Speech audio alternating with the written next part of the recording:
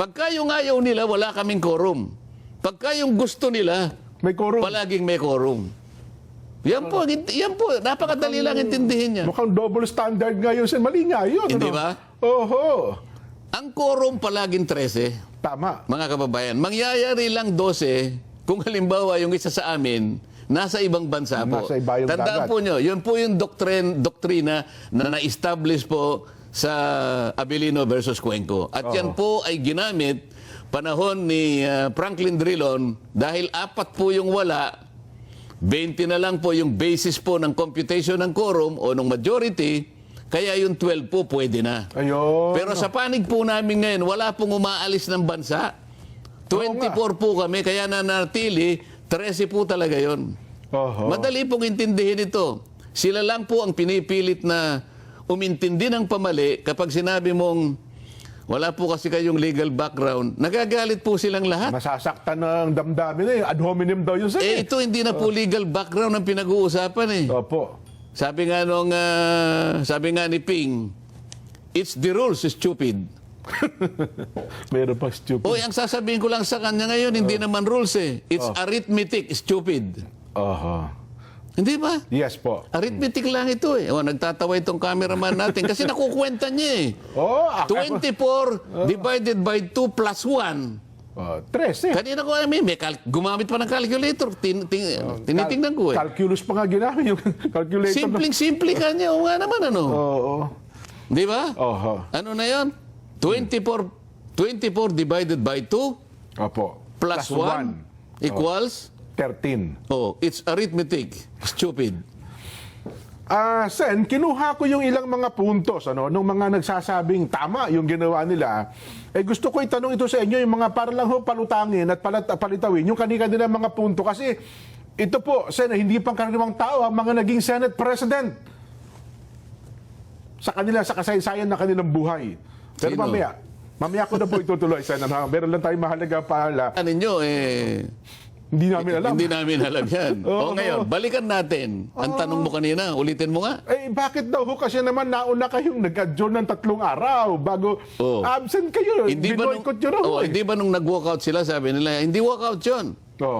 It was a legislative strategy. Strategy. Tuwan-tuwa nga sila doon, Sen. Naisahan daw nila kayo doon eh. Naisan daw kami. Oho.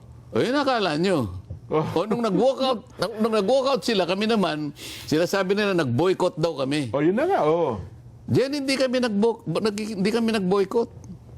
Oho. Bakit wala kami? Bakit nga po? Wala, 3 araw po eh.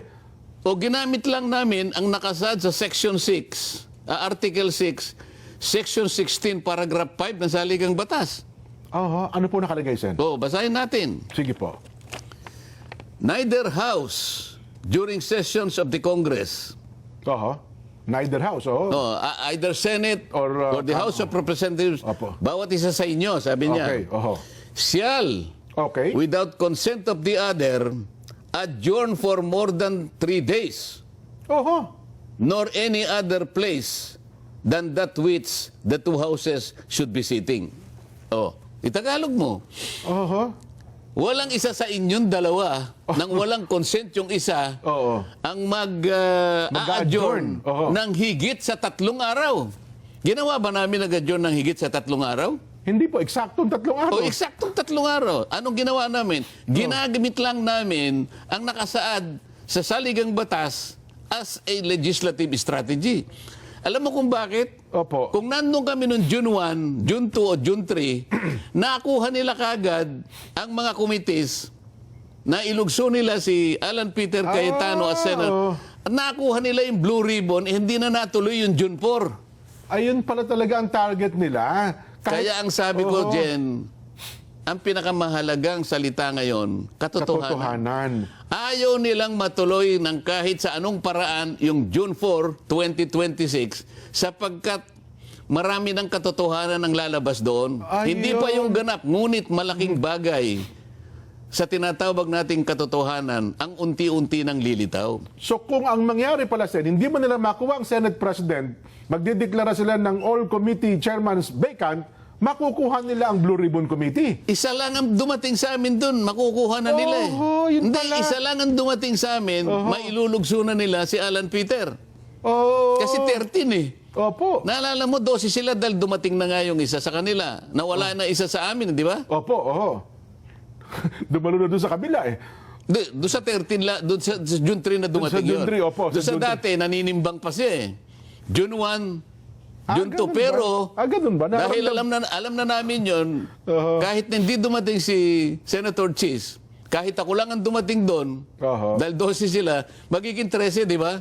Oo nga po. Oh. Dahil ang kailangan natin, nalalahanin mo, dinidiscuss natin, the magic word is 13. 13 na po. Oh. So, isa man lang sa amin ang dumating doon. Isa ba sa Ako, grupo ninyo? O si Sino Senador Bongo, Oho. si Senador Robin, lahat ng kasama ko, isa man lang ang dumating doon. Tapos kami. Ang pinaka-importante ron, yung Blue Ribbon Committee, makukuha nila, kagaya ng ginawa nila ngayon, na nagkunwa silang nakuha na nila kahit 12 lang sila. Oho. Kasi At bigla na siyang naglagay na siya na raw ang BRC chairman ngayon at siya raw ay gagawa na ng pagdinig sa Lunes. Ewan ko anong klaseng pagdinig ang gagawin ng isang illegal na chairman at illegal na pag-take over ng komite. Kasi kung magiging 13, magkakaroon ng quorum eh. Magkakaroon ng quorum. Oo, tapos kung siyempre, kasi boboto sa kanila, mas marami, talo nga kayo kahit na meron lang isang, oo nga. At meron pa akong naulinigan at palagay ko tama yun. Ginaganyak si Senate President Alan na kung gusto mo kanya yung i-open mo lang, yung nakaupo ka lang doon. Pagkatapos umalis ka na. Mag-open lang na session, oo. Hindi pang 13 siya. Oo nga, no. So, akala ba nila hindi namin alam ang kanilang gagawin? Oo nga, no. Kaya yung strategy na yon, na alam ko, yung sumulat sa saligang batas, nahulaan niya na noong June 3, 2026, maaari namin gamitin. Isipin mo yung saligang batas kung sino man ang may kagagawan nitong Article 6, Section 16, Paragraph 5, napursin niya na in 1987, nagagamitin namin na cover ito, constitutional cover, para lang yung katotohanan ay matuloy noong June 4. Parang propesiya pala ata. Ngayon siguro naintindihin mo na, Jen. Ngayon ko naunawa na, oo nga, no. Kaya mga kababayan, ako po'y nagpapasalamat kung sino man po yung Ang may akda niya. kasama noong 1987 Constitutional Commission, kung paano po niya naisip yung 3 araw Na magagamit pala ngayon, ano? na magagamit namin po, mga ilang taon ang dadaan, dekada po ang dadaan, magagamit pala namin constitutional cover. Nako. Pero yung pag-walkout po ba nasa Constitution? Tanungin mo nga ako. Nasa Constitution po ba yung pag-walkout? Wala. Wala ba? Humanap sila. Basahin na lang Constitution.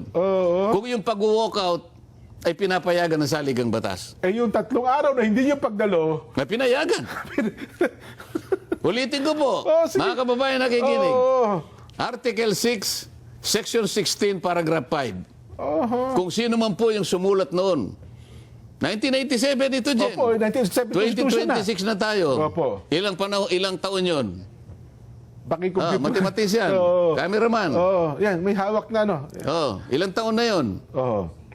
1987. Kahina nitong mga 2026 mathematician minus natin.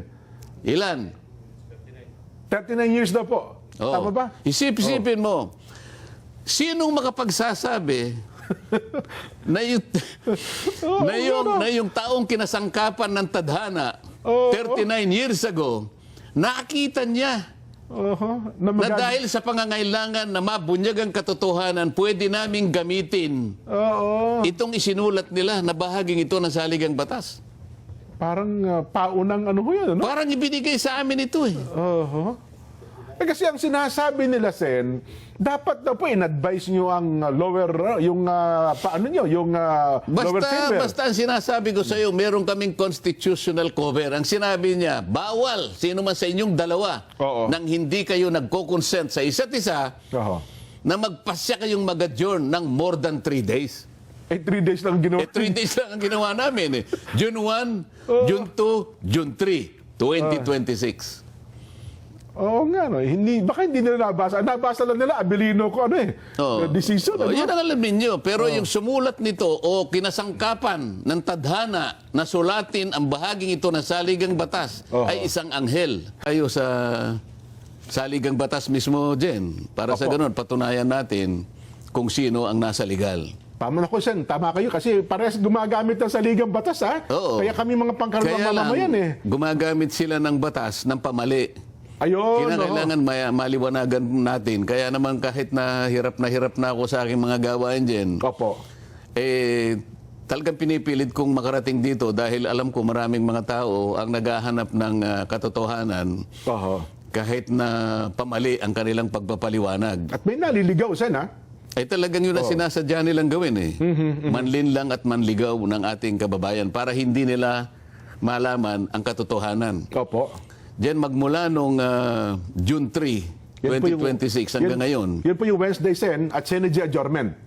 Sinidje. Actually, yung Sinidje na yan, matagal na yan Inulit lang nila, baka nakalimutan nila na merong Joint Resolution number 4. Aha. Ang nakapapirma ron po ay si dating Speaker Martin Romualdez at saka si dating Senate President Chis Escudero. Okay, Joint Resolution number 4. Oo, na sinasabi talaga yung June 6 hanggang July 26. Sinidye na yan. Okay. Inulit lang nila. Oho. Marami silang pagkakamali. Una ng pagkakamali, baka hindi nila nabasa ng tamang-tama Opo. yung saligang batas. Gusto ko magsimula doon, Jen. Opo. Doon sa rule, di saligang batas muna, Jen, para hindi tayo magkamali, ano? Opo. Sabi ng Article 6, Article 6, opo. Section 16, Paragraph 1 ng ating saligang batas. Basahin ko na sa English yan. Sige Madali na po. namang makaunawa ang ating mga taga-subaybay. Magagaling lahat yan The Senate shall elect its president and the House of Representatives its speaker by a majority vote of all its respective members.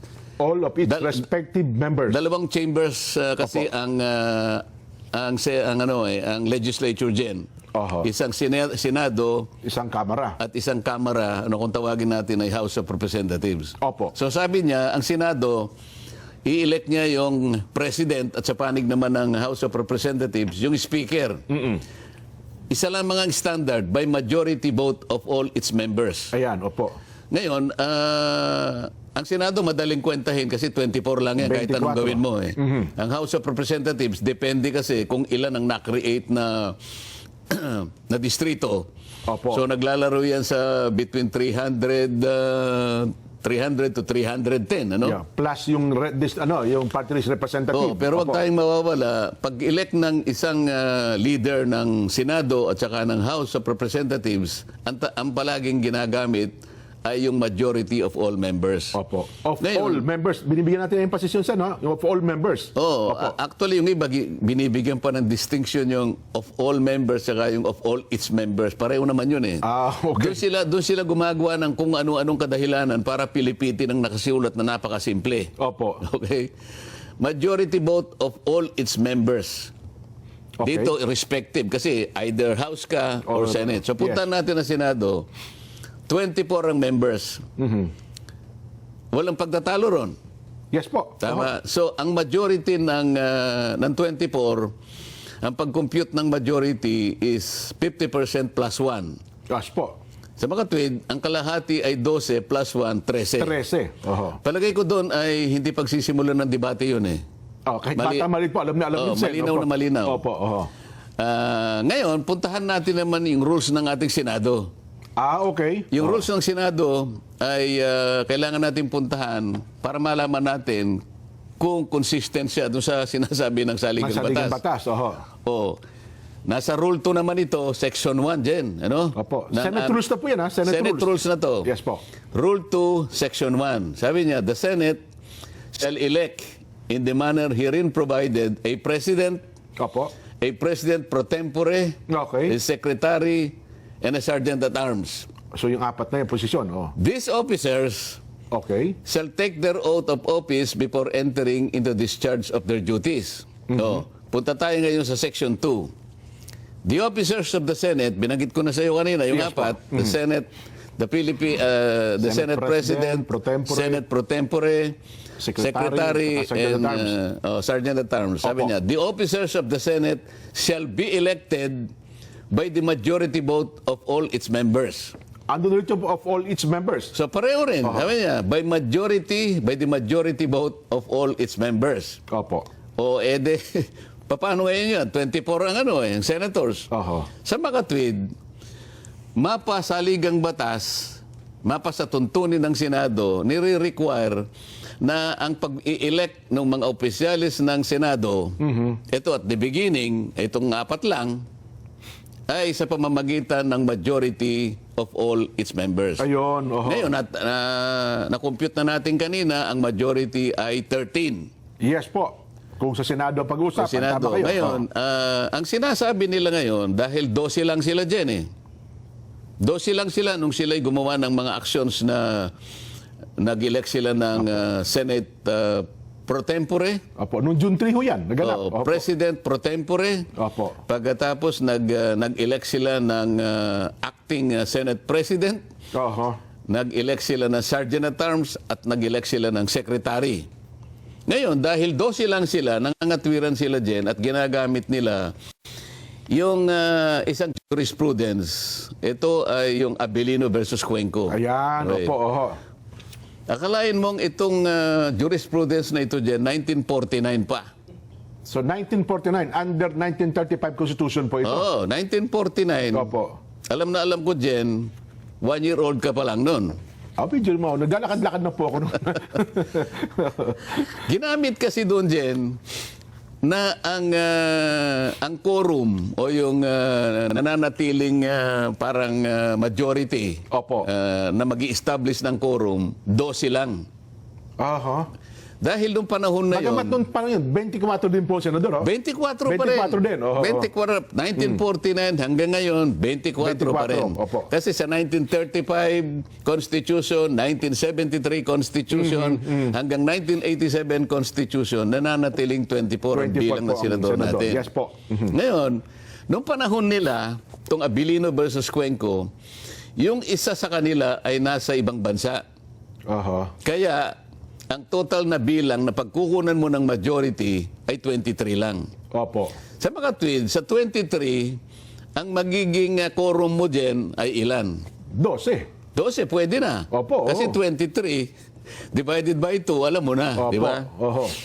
Sa mga tweed, tama lang, dahil sinabi ng Korte Suprema na tama yung ginawa nila dahil yung isa sa kanila ay wala sa jurisdiction ng Pilipinas. Oho. Okay? Opo. Ngayon, hindi nila ngayon, ginagamit nila ngayon yon. Oho. Sabi namin, mali yon. So bukod doon, may ginamit din sila na isang session na noon ay pinangunahan ni Senator Drilon. Opo. Noong panahon naman na sila ay nakapag-establish ng quorum na 12, 2015 ata yun, Sen, ano? 2015 yata 2015, yun, opo, oo. pero nasa record, 4 naman na senador ang nasa ibang bansa. Aha. Sa mga tweed, Oh. 24 minus 4, Jen, Opo. ilan yon? 20. O ano yung majority o ano yung quorum Oho. ng 20? 11. 11. Eh may 12, di lalong maganda. Sobra, opo. Oh. Anong ibig sabihin nun? Ginamit ni Franklin Drilon yung jurisprudence ng Abilino Cuenco. Yun ang kauna-unahang application nung kaso ng Abilino versus Cuenco. Oho, 2015, 1914. Kabisado niya yun dahil abogado siya. Yes po. Diba? Tama naman yun. Dahil ang doktrina na establish, kapag ka ang isang senador ay wala sa Pilipinas, Ayun, oho. siya ay outside the coercive jurisdiction of the Senate. Ayun pala. Maalala mo, sa rules ng Senate yan, para lang magkaroon ng quorum, pwedeng pa-aresto yung senador Oho. para lang magka-quorum. Opo. Kaya coercive yun Pag inaresto ka, coercive yun Coercive, yes, oho. Halimbawa, kung talagang pinipilit mo lang na talaga na Magkaroon talaga ng quorum. ayaw mo dumaloy, nandun ka naman. Oho. Pwede kang arestuhin ng Sergeant at Arms sa pamagitan ng order ng Senate President para lang magkaroon ng quorum. Nasa rules namin yun Okay, oho, oho. Ngayon, Kung apat yung wala sa Pilipinas, paano gagawin mo? Kung nasa abroad eh. Di ba? Opo. Walang coercive power ang Senate para iharap sila nung panahon na yon. Oho. So, panahon ni Franklin Drilon, apat yung absent. Pwede ba nating ipasinag yun para makita natin? Sige nga po. Direk, baka may pasinag natin. Ayan, makikita mo yung roll call dyan. Ano? Opo. Sige, paano nyo para makita natin yung mga... 2015. Sa bandang ibaba niyan, makikita natin. Merong minota kasi dyan eh. With 12 senators present, the chair declared the presence of quorum. Yan. Ayan. Senators Angara, Binay, De La Rosa, Drilon, Ontiveros, Marcos, Pangilinan, Pimentel, etc. Okay. Next. Senator De Lima was unable to attend the session as she was under detention. Anong year ba yan? Ano bang year yan? 2015 po ba yan? Hindi, tingnan natin kung anong date. Baka hindi yan. Mamaya na natin i-discuss yan. Ang okay. gusto kong maipakita, yung una, kasi iba yung pinadala niya. Yan, yung isa muna, yung nauna. Dalawa yung binigay ko sa iyo eh. Oho. Yung isa daw direct. Yung unang, yung una. Sige, habang ano ba ang punto doon, Sen? Habang inire-ready po doon sa ating... Kasi doon nakalagay, editor. Nakalagay doon sa unang binigay ko kay Direk, Opo.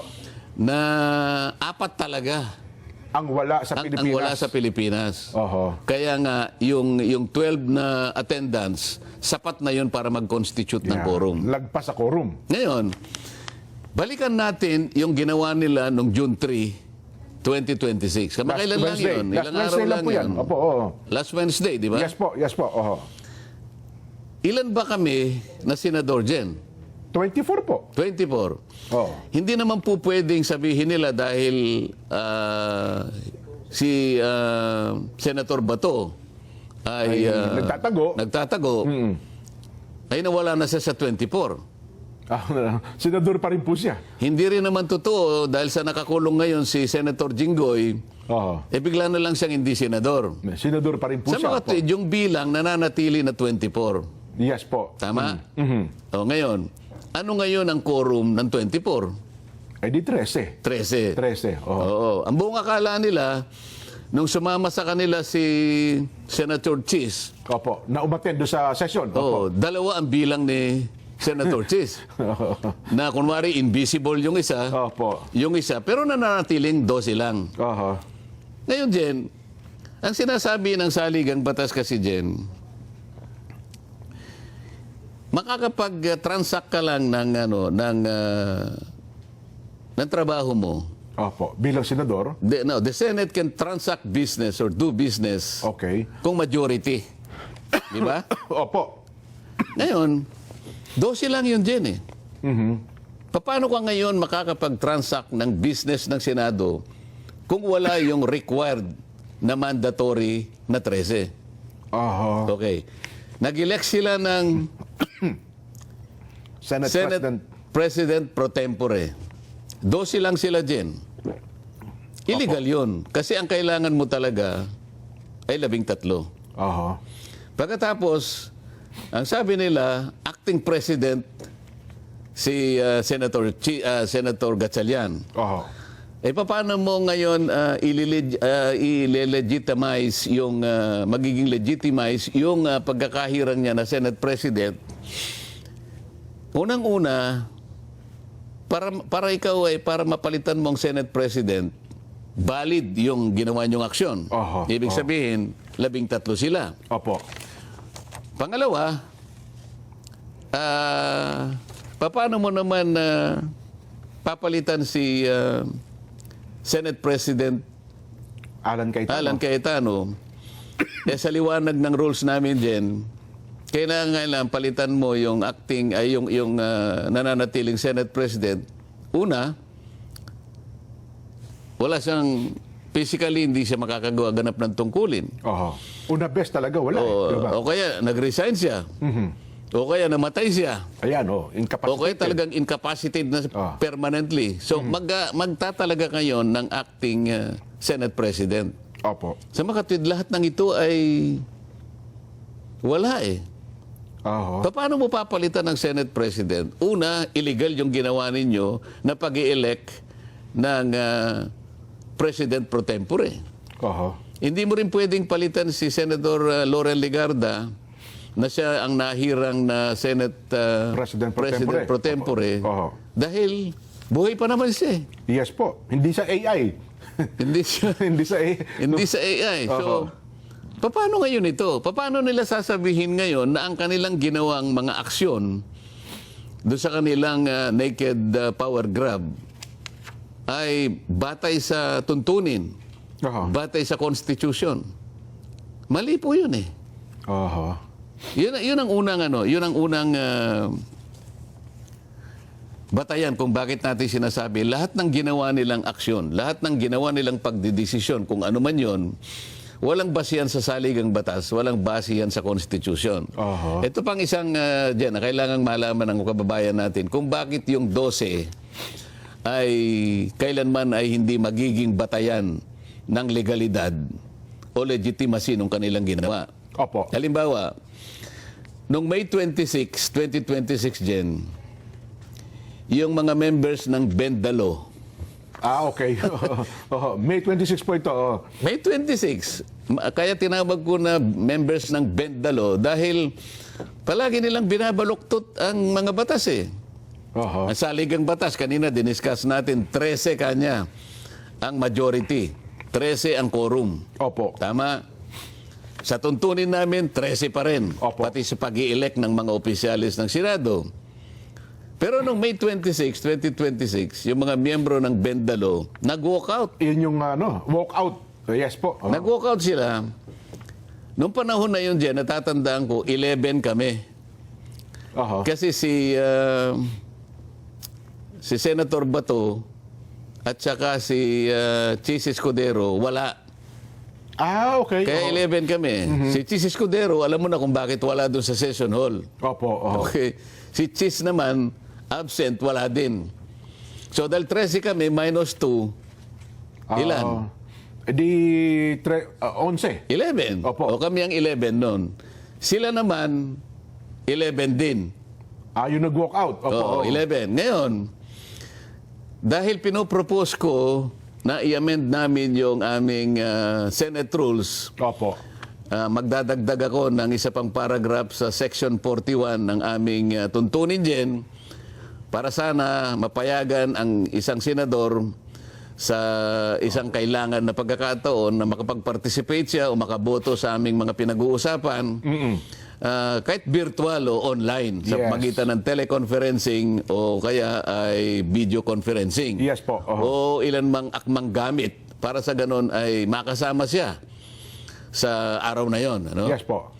Mahigpit nilang tinututulan yon dahil ang buong akala nila yon ay para lamang kay Senator Bato o kaya kung sino pa yung susunod na makukulong.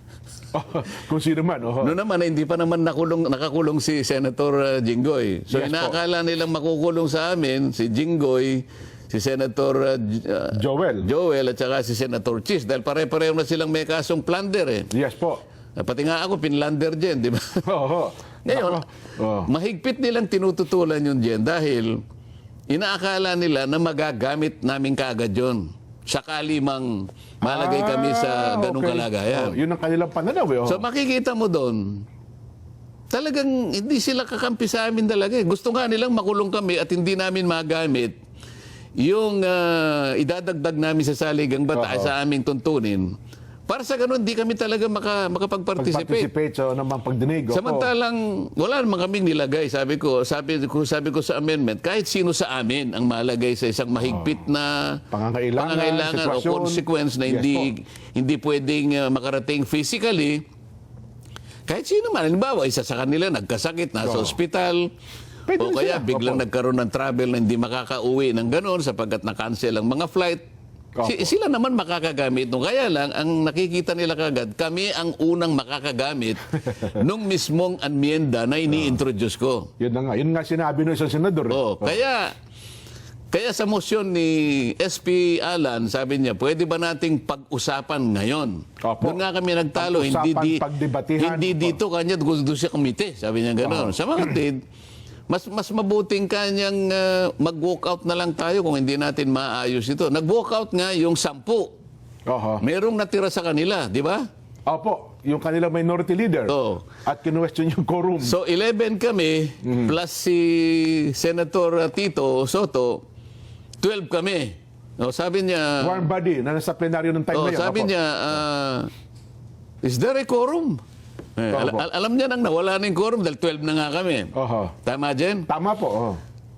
Ulitin natin kasi baka mamaya hindi masyadong naintindihan ng kababayan natin. 11 kami, 11 din sila. Opo. Kaya lang yung 10 nag-walk out. Nag-walk out. Isa na lang ang natira, so 12 na lang kami. Yes, tama kayo. Sa makatwid sa 12, walang quorum. Tama? Wala po, 50-50. Oh.